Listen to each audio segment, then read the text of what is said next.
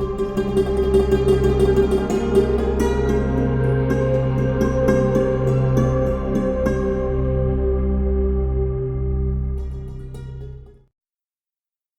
कड़ी में हमने चर्चा की थी कि 20 वर्ष तक दिल्ली सल्तनत पर शासन करने के बाद सुल्तान नासिरुद्दीन ईस्वी 1266 में मृत्यु को प्राप्त हुआ। उसने अपनी मृत्यु से पहले ही अपने गुलाम तथा राज्य के प्रधानमंत्री बलबन को अपना उत्तराधिकारी नियुक्त कर दिया था, जो कि सुल्तान नासिरुद्दीन का श्वशुर भी था। दिल्ली सल्तनत के इतिहास में आगे बढ़ने से पहले हमें दिल्ली के नए सुल्तान बलबन की पिछली जिंदगी में झांकना होगा। गयासुद्दीन बलबन का जन्म इल्तुतमिश की भांति तुर्कों के इलबरी कबीले में हुआ था। बलबन के बचपन का नाम बहाउद्दीन था। बलबन का पिता 10,000 कुटुंबों का खान था। जब बलबन किशोर अवस्था में था, उसे मंगोलों ने पकड़ लिया तथा उसे ख्वाजा जमालुद्दीन बसरी नामक एक तुर्क के हाथों बेच दिया। ख्वाजा जमालुद्दीन बसरी बलबन की प्रतिभा से अत्यंत प्रभावित हुआ और उसे शिक्षा दिलवाकर सुयोग्य तथा सभ्य व्यक्ति बना दिया। ख्वाजा बलबन को दिल्ली ले आया। ईस्वी 1232 में सुल्तान इल्तुतमिश ने बलबन को खरीद लिया। इल्तुतमिश ने बलबन की प्रतिभा से प्रभावित होकर उसे खास सरदार बना दिया, जिससे वह 40 गुलामों के दल का सदस्य हो गया। सुल्तान रुकनुद्दीन फिरोज शाह के काल में सुल्तान का विरोध करने के कारण बलबन को कारागार में डाल दिया गया, परंतु रजिया सुल्तान के काल में बलबन फिर से अपने पुराने पद पर बहाल हो गया। थोड़े ही दिनों बाद रजिया ने बलबन को अमीर शिकार बना दिया। यदि बलबन ने निष्ठापूर्वक रजिया सुल्तान की सेवा की होती तो इस बात की प्रबल संभावना थी कि हबशी गुलाम याकूत के स्थान पर बलबन को ही अमीर आखूर नियुक्त किया जाता तथा बलबन ने रजिया का विश्वास जीत लिया होता। किंतु बलबन भी अन्य तुर्की अमीरों की तरह इस बात में विश्वास करता था कि एक औरत को सुल्तान नहीं बनना चाहिए। इसलिए बलबन ने रजिया को पदच्युत करने में विद्रोहियों का साथ दिया था। जब रजिया का भाई अल्लाउद्दीन मसूद शाह दिल्ली का सुल्तान हुआ तो उसने बलबन को अमीर आखूर के पद पर नियुक्त किया तथा उसे हांसी और रेवाड़ी की जागीरें भी प्रदान की। ईस्वी 1245 में मंगोलों ने सिंध क्षेत्र पर आक्रमण किया।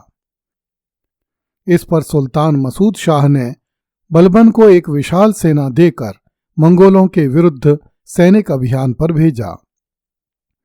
बलबन ने मंगोलों को न केवल सिंध से बाहर कर दिया, अपितु मंगोलों की भागती हुई सेना का पीछा करके बड़ी क्रूरता से उनका संहार किया। इस कारण मंगोल बलबन के नाम से ही कांपने लगे। बलबन द्वारा मंगोलों पर प्राप्त की गई इस विजय से प्रसन्न होकर सुल्तान मसूद शाह ने बलबन को अमीर हाजिब के पद पर नियुक्त कर दिया। ईस्वी 1246 में बलबन ने मसूद शाह के स्थान पर उसके चाचा नासिरुद्दीन को सुल्तान बनाने के अभियान में प्रमुखता से भाग लिया। जब नासिरुद्दीन दिल्ली का सुल्तान बन गया तो नासिरुद्दीन ने बलबन को अपना प्रधान परामर्शदाता तथा नायब-ए मुमालिक अर्थात सल्तनत का प्रधानमंत्री बनाया। एक गुलाम के लिए इतनी बड़ी सल्तनत के प्रधानमंत्री पद पर पहुंच जाना बड़ी उपलब्धि थी। कहा जाता है कि जब नासिरुद्दीन ने बलबन को प्रधानमंत्री बनाया तो उसने बलबन से कहा कि मैंने शासन तंत्र तुम्हारे हाथों में सौंप दिया है, इसलिए कभी ऐसा काम मत करना जिससे तुम्हें और मुझे अल्लाह के सामने लज्जित होना पड़े। नासिरुद्दीन शांत स्वभाव का सुल्तान था, इसलिए बलबन सदैव उसके प्रति स्वामी भक्त बना रहा। ईस्वी 1249 में बलबन ने अपनी पुत्री का विवाह सुल्तान नासिरुद्दीन के साथ कर दिया। इससे सल्तनत में बलबन का रुतबा बढ़ गया तथा वह सुल्तान का अत्यंत विश्वास पात्र बन गया।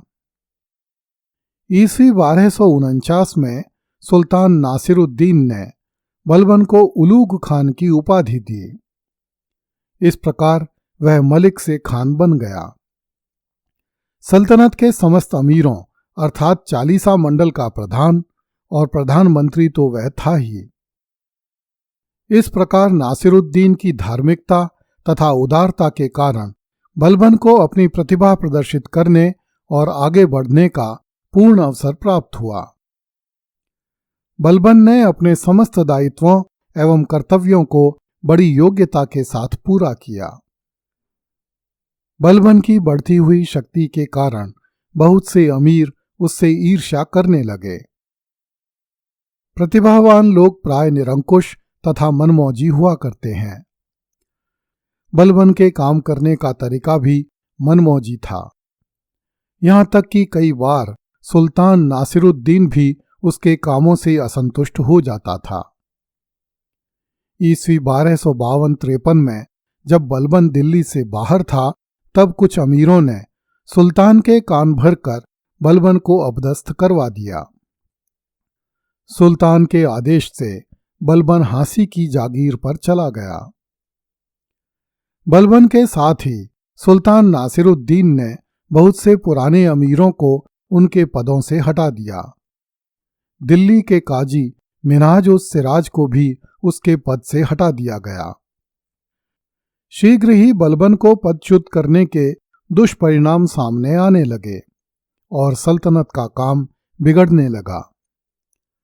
अतः विवश होकर ईस्वी 1254 में सुल्तान ने बलबन को फिर से दिल्ली बुला लिया। अब बलबन राज्य का सर्वेसर्वा हो गया और सुल्तान की मृत्यु होने तक राज्य का वास्तविक शासक बना रहा।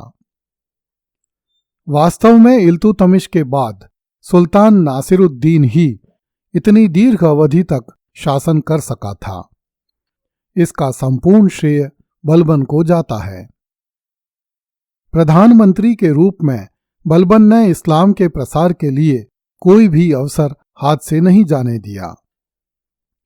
18 फरवरी 1266 को सुल्तान नासिरुद्दीन की मृत्यु हो गई। उसके कोई पुत्र नहीं था, इसलिए उसने अपने जीवन काल में ही अपने श्वशुर गयासुद्दीन बलबन को अपना उत्तराधिकारी नियुक्त कर दिया था। इसलिए सुल्तान की मृत्यु के बाद बलबन बिना किसी विरोध के दिल्ली का सुल्तान हो गया। इब्न बतूता तथा इसामी आदि परवर्ती लेखकों ने उसे राज्य हड़पने वाला बताया है, किंतु आधुनिक इतिहासकारों ने इस धारणा को निराधार बताया है। ईस्वी 1266 में सुल्तान नासिरुद्दीन की मृत्यु के बाद बलबन दिल्ली सल्तनत का सुल्तान बन गया। इसी कारण बलबन के लिए कहा जाता है कि वह गुलाम से बना मलिक, मलिक से बना खान और खान से बन गया सुल्तान। बलबन ने भारत में एक नवीन राजवंश की स्थापना की, जिसे इतिहासकारों ने बलबनी वंश तथा द्वितीय इलबरी वंश कहा है। गियासुद्दीन बलबन ने सुल्तान बनने के बाद जिल्ले इलाही की उपाधि धारण की, जिसका अर्थ होता है अल्लाह का प्रतिबिंब। कुछ समय बाद उसने नियामत एक खुदाई की उपाधि धारण की, जिसका अर्थ होता है खुदा का वैभव। अर्थात बलबन स्वयं को इस धरती पर अल्लाह के प्रतिबिंब एवं खुदा के वैभव के रूप में देखता था। अगली कड़ी में देखिए, मुस्लिम इतिहासकारों ने बलबन को पैगंबर मान लिया। कृपया इस चैनल को लाइक, सब्सक्राइब एवं शेयर करें। धन्यवाद।